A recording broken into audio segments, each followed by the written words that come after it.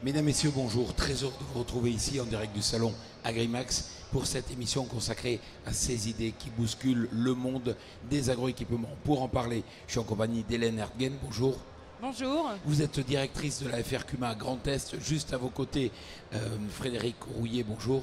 Bonjour. Vous êtes PDG de Biopic. Vous allez nous expliquer ce que fait Biopic tout à l'heure. Et juste à ma droite, Didier Billard. Bonjour. Bonjour. Vous êtes PDG de DBI Drone. Voilà, et vous aurez aussi l'occasion de nous expliquer. Hélène Ertgen, vous bousculez les idées dans le monde agricole en proposant des choses qui ne se font pas jusqu'à présent. Par exemple, l'écuma, ça existe depuis 1945. On a souvent l'impression des fois que ça a du mal à innover. Non, vous dites on innove et peut-être on peut donner un ordre d'idée. Dans le domaine des agroéquipements, on le sait, les heures d'atelier augmentent. Vous vous dites aujourd'hui l'écuma a un rôle à jouer en matière d'atelier d'agroéquipement. Tout à fait. Donc on a des CUMA par exemple qui développent leurs propres ateliers en reprenant par exemple un garage dans un village et qui du coup se disent à plusieurs on va pouvoir créer notre propre atelier, embaucher un mécanicien et diminuer aux charges de mécanisation et d'entretien. Donc ça c'est innovant et ça n'existait encore pas jusqu'à présent. Mais ça énerve les concessionnaires. Pas forcément, parce qu'en fait, un matériel bien entretenu, c'est pas forcément un matériel qu'on ne va pas renouveler. Pour autant, une CUMA, c'est d'abord une centrale d'achat et on incite aussi à se dire, n'hésitez pas à renouveler votre matériel avant qu'il tombe en panne et à peut-être prendre le dernier modèle avec le plus d'options possible pour aussi attirer les jeunes dans les CUMA.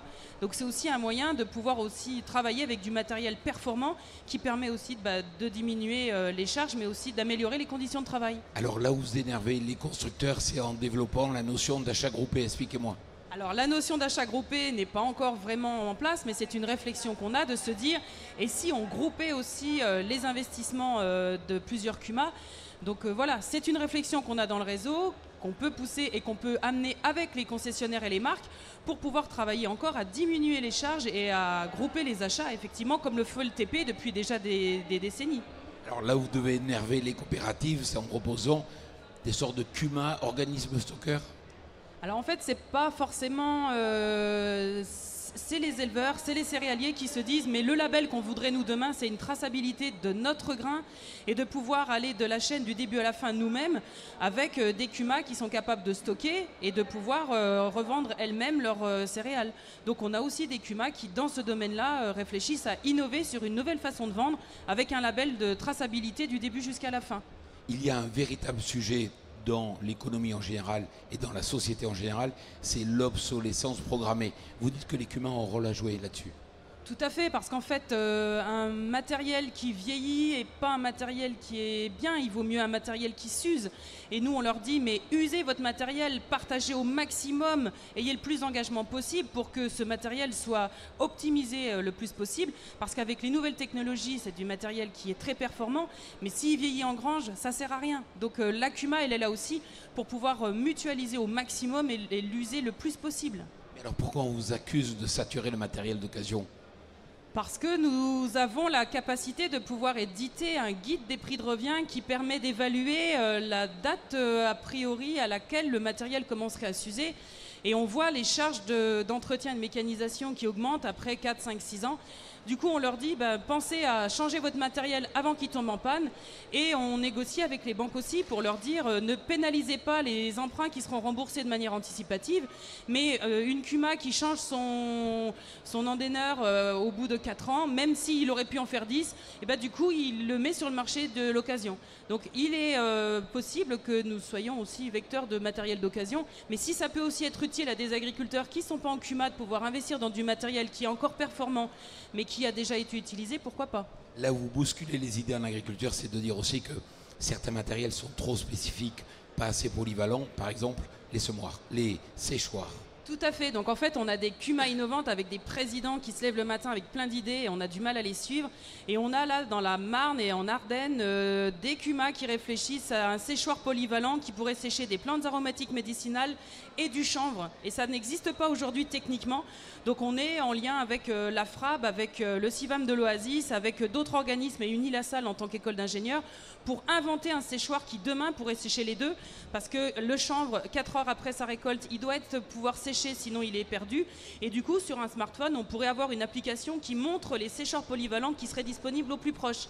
Donc ça, c'est des services que d'Ecuma veulent et qui nous demandent demain. Donc inventer des nouveaux matériels aux besoins spécifiques des territoires et des agriculteurs, c'est la force d'Ecuma de demain.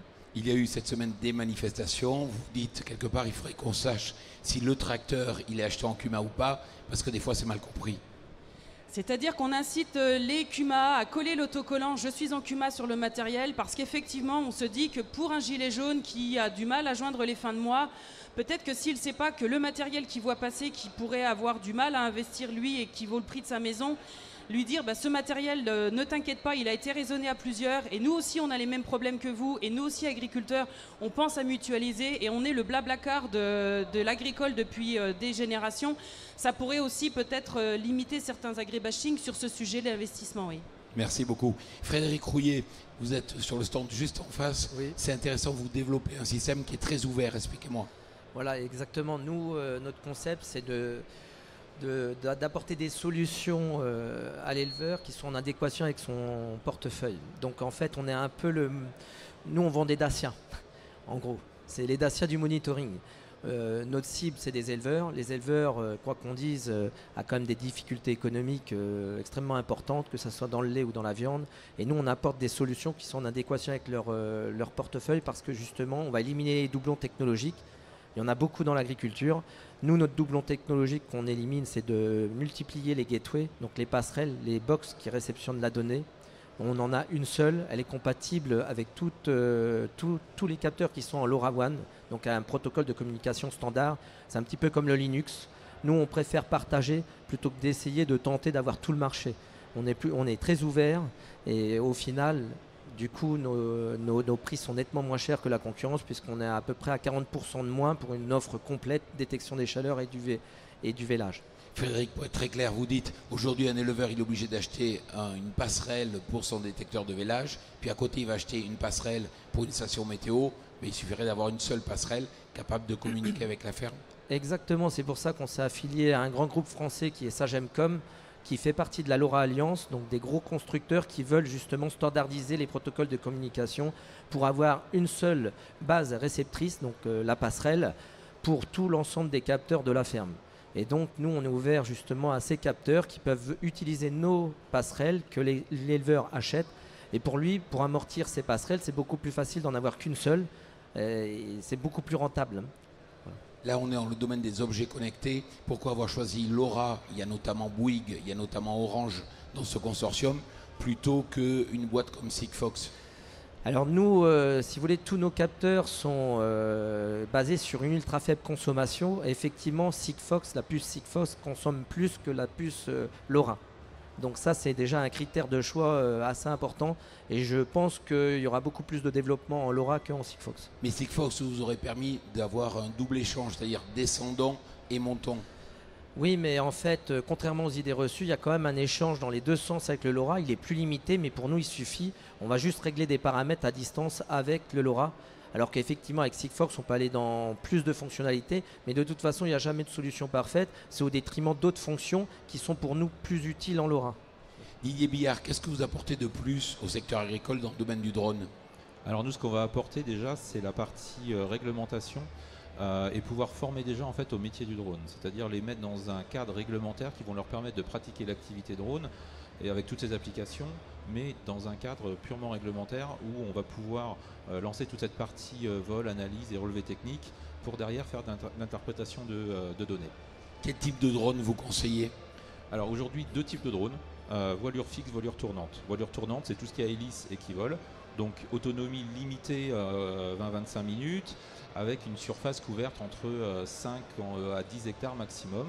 Les voilures fixes, en fait, on est sur des mini-planeurs, entre guillemets, où on peut tenir à peu près 50 minutes en vol et couvrir des surfaces de 100 hectares. Voilà, donc tout dépend de l'application et de l'analyse qu'on veut faire et donc du choix de la machine qu'on va pouvoir prendre. On entend que le drone sur les applications agronomiques a du mal à convaincre aujourd'hui, vous vous dites non? Non, non, absolument pas. C'est-à-dire qu'aujourd'hui, quand on parle d'évolution technologique, en fait, on est vraiment dans le cadre. C'est-à-dire qu'aujourd'hui, on est avec le drone à l'époque du Minitel par rapport à Internet. C'est-à-dire qu'on continue à se chercher par rapport à ces nouvelles technologies-là. On sait très bien que demain, ce sera l'outil de travail de tout le monde, que ce soit dans le BTP, dans l'industrie ou dans le monde agricole, et qu'il faut en fait démystifier un peu l'activité drone et pouvoir en fait s'en servir à son avantage plutôt que de le voir comme un outil contraignant pour son activité. Vous incitez les agriculteurs à acheter un drone type DJI et à se former avec vous? Évidemment, nous, si vous voulez, on a cet accompagnement. Notre réseau, en plus de partenaires, fait que on simplifie énormément les échanges entre la partie formation, constructeurs, conseillers matériels, et même on accompagne ces agriculteurs sur le terrain pour faire les premières prestations avec eux, leurs premiers relevés, voilà, pour vraiment valider ensemble que ça correspond vraiment à leurs attentes. Il y a 3 ans, le prix avancé, c'était 20 000 € pour un équipement en drone. Aujourd'hui, on a combien? On peut diviser déjà les prix par 2 très facilement, et ensuite on va donner de plus en plus d'autonomie finalement à l'éleveur ou à l'agriculteur pour qu'il lui-même soit en mesure de pouvoir analyser ses propres relevés. Madame, messieurs, merci beaucoup d'être venus ici pour montrer comment il est possible de bousculer. Et puis merci à vous.